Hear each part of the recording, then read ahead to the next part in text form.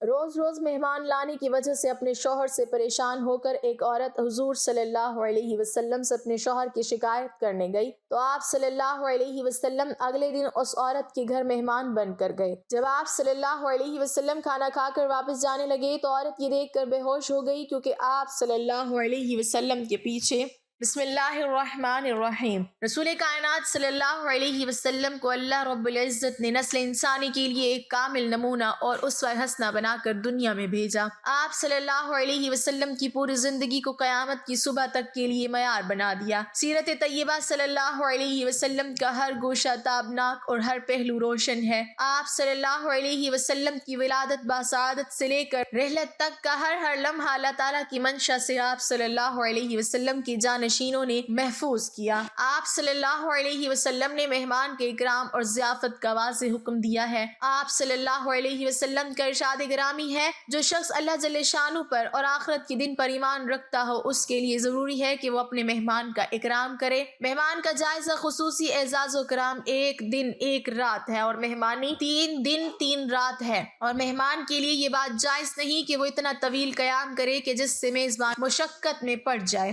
حضرت ابو رافع رضی اللہ تعالیٰ عنہ فرماتے ہیں، ایک شخص حضور پر نور صلی اللہ علیہ وسلم کا مہمان بنا۔ اس وقت آپ صلی اللہ علیہ وسلم کے پاس کوئی ایسی چیز نہ تھی جس سے آپ اس کی مہمان نوازی فرماتے۔ آپ صلی اللہ علیہ وسلم نے مجھے ایک یہودی شخص کے پاس بھیجا اور مجھ سے فرمایا کہ اس سے کہو، محمد مصطفیٰ صلی اللہ علیہ وسلم تم سے کہتے ہیں کہ میرے پاس مہمان آیا ہے، اس لیے مجھے رجب کا چاند نظر آنے تک آٹا قرض دے دو۔ یہودی نے کہا، اس وقت تک آٹا نہیں ملے جب تک کوئی چیز رہن نہ رکھو گے۔ میں حضور اقدس صلی اللہ علیہ وسلم کی بارگاہ میں حاضر ہوا اور انہیں یہودی کی بات بتائی تو آپ صلی اللہ علیہ وسلم نے فرمایا، اللہ عز و جل کی قسم، میں آسمان میں بھی امین ہوں، زمین پر بھی امین ہوں۔ اگر مجھے آٹا قرض دے دیتا یا بیچ دیتا تو میں ضرور اسے عطا کر دیتا۔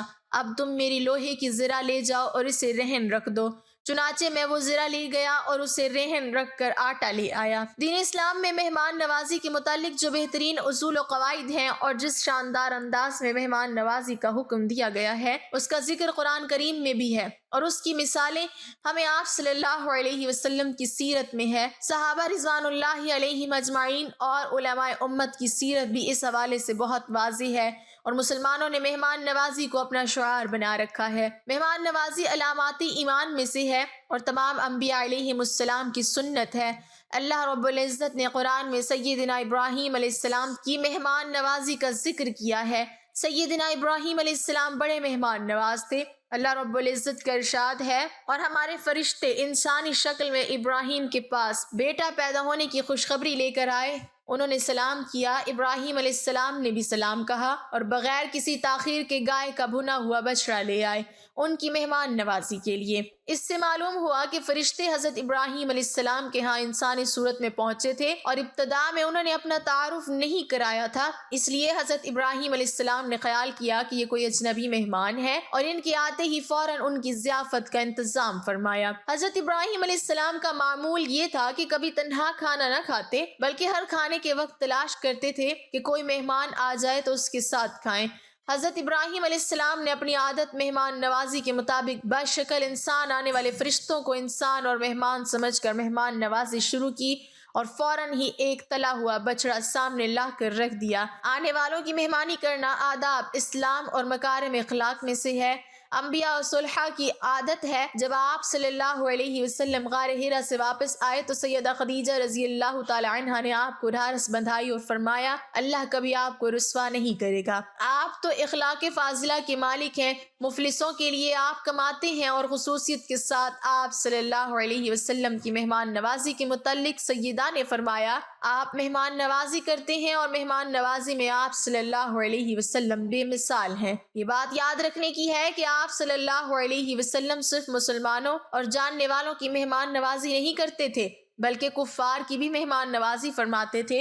مہمان نوازی صرف مسلمانوں کے ساتھ خاص نہیں، بلکہ اگر کوئی کافر بھی دروازے پر آ جائے تو اس کی ضیافت کرنی چاہیے اور اسے پیٹ بھر کھلانا پلانا چاہیے۔ حضرت ابو ہریرہ رضی اللہ تعالی عنہ سے روایت ہے کہ نبی صلی اللہ علیہ وسلم کے پاس ایک مہمان آیا وہ شخص کافر تھا۔ رسول اللہ صلی اللہ علیہ وسلم نے اس کے لیے ایک بکری کا دودھ دوہنے کا حکم دیا، اس نے دودھ پی لیا، پھر دوسری بکری کا دودھ دوہنے کا حکم دیا، اس نے اس کو بھی پی لیا، پھر ایک اور بکری کا دودھ دوہنے کا حکم دیا، اس نے اس کا بھی پی لیا، حتیٰ کہ اس نے اس طرح 7 بکریوں کا دودھ پی لیا۔ پھر وہ صبح کو اسلام لے آیا۔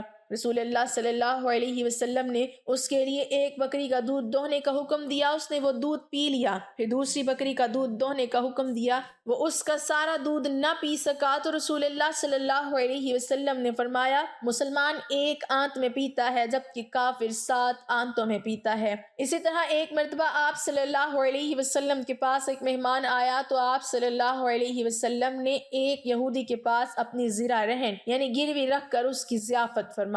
آپ صلی اللہ علیہ وسلم کی بارگاہ میں جو بھی وفود آتے تھے ان کی خوب مہمان نوازی فرماتے تھے۔ احادیث کی کتب میں آتا ہے کہ آپ صلی اللہ علیہ وسلم کی خدمت میں جو وفود آتے آپ صلی اللہ علیہ وسلم ان کی خاطرداری اور مہمان نوازی کا فرض صحابہ رضوان اللہ علیہم اجمعین کی سپرد فرماتے۔ ایک دفعہ قبیلہ عبد القیس کے مسلمانوں کا وفد آپ صلی اللہ علیہ وسلم کی خدمت میں حاضر ہوا تو آپ نے انصار کو ان کی مہمان نوازی کا ارشاد فرمایا۔ چنانچہ انصار ان مہمانوں کو اپنے ساتھ لے گئے۔ صبح کے وقت وہ لوگ حاضر ہوئے تو آپ نے دریافت فرمایا کہ تمہارے میزبانوں نے تمہاری خاطر مدارت کیسی کی؟ انہوں نے کہا یا رسول اللہ بڑے اچھے لوگ ہیں، ہمارے لیے نرم بستر بچھائے، عمدہ کھانے کھلائے اور پھر رات بھر کتاب و سنت کی تعلیم دیتے رہے۔ امام غزالی نے اپنی معروف کتاب احیاء العلوم میں ایک واقعہ نقل کیا ہے۔ ایک مرتبہ امام شافعی بغداد میں امام زعفرانی کے مہمان بنے۔ امام زعفرانی روزانہ امام شافعی کی خاطر اپنی ایک باندی کو ایک پرچہ لکھا کرتے تھے جس میں اس وقت کے کھانے کی تفصیل درج ہوتی تھی۔ امام شافعی نے ایک وقت باندی سے پرچہ لے کر دیکھا اور اس میں اپنے قلم سے ایک چیز کا اضافہ فرما دیا۔ دسترخوان پر جب امام زعفرانی نے وہ چیز دیکھی تو باندی پر اعتراض کیا کہ میں نے اس کے پکانے کو نہیں لکھا تھا۔ وہ پرچہ لے کر آقا کے پاس آئی اور پرچہ دکھا کر کہا کہ یہ چیز حضرت امام شافعی نے خود اپنے قلم سے اضافہ فرمائی تھی۔ امام زعفرانی نے جب اس کو دیکھا اور حضرت امام شافعی کے قلم سے اس میں اضافہ پر نظر پڑی تو خوشی سے باغ باغ ہو گئے اور اس خوشی میں اس باندی کو ہی آزاد فرما دیا۔ بعض علماء کرام نے لکھا ہے کہ دیہاتوں اور گاؤں والوں پر میزبانی واجب ہے کہ جو شخص ان کے گاؤں میں ٹھہرے اس کی مہمانداری کرے کیونکہ وہاں کھانے کا کوئی دوسرا انتظام نہیں ہو سکتا اور شہر میں ہوٹل اور دیگر رہنے اور کھانے پینے وغیرہ سے اس کا انتظام ہو سکتا ہے، اس لیے شہر والوں پر میزبانی واجب نہیں بلکہ سنت اور مستحب ہے۔ ایک عورت کا شوہر روز کسی نہ کسی مہمان کو گھر لے آتا اور اپنی بیوی سے کہتا کہ ان کے لیے کھانے کا انتظام کرو۔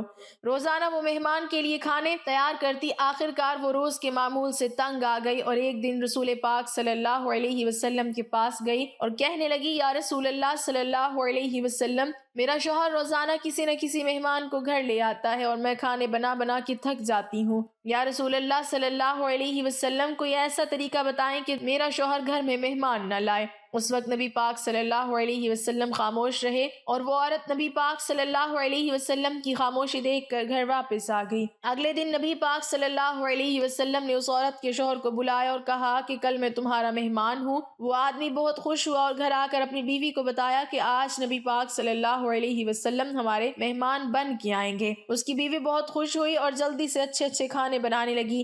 جب نبی پاک صلی اللہ علیہ وسلم اس عورت کے گھر آئے تو نبی پاک صلی اللہ علیہ وسلم نے اس کے شوہر سے کہا کہ جب میں کھانا کھا کے واپس جانے لگوں تو اپنی بیوی سے کہنا میرے گھر سے نکلنے تک میرے پیچھے دیکھتی رہے۔ اس کی بیوی نے ایسا ہی کیا۔ جب نبی پاک صلی اللہ علیہ وسلم واپس جانے لگے تو اس عورت نے کیا دیکھا کہ رسول اللہ صلی اللہ علیہ وسلم کے ساتھ بچھو، سانپ اور کیڑے مکوڑے سب ساتھ جا رہے تھے۔ وہ یہ منظر دیکھ کر بے ہوش ہو گئی۔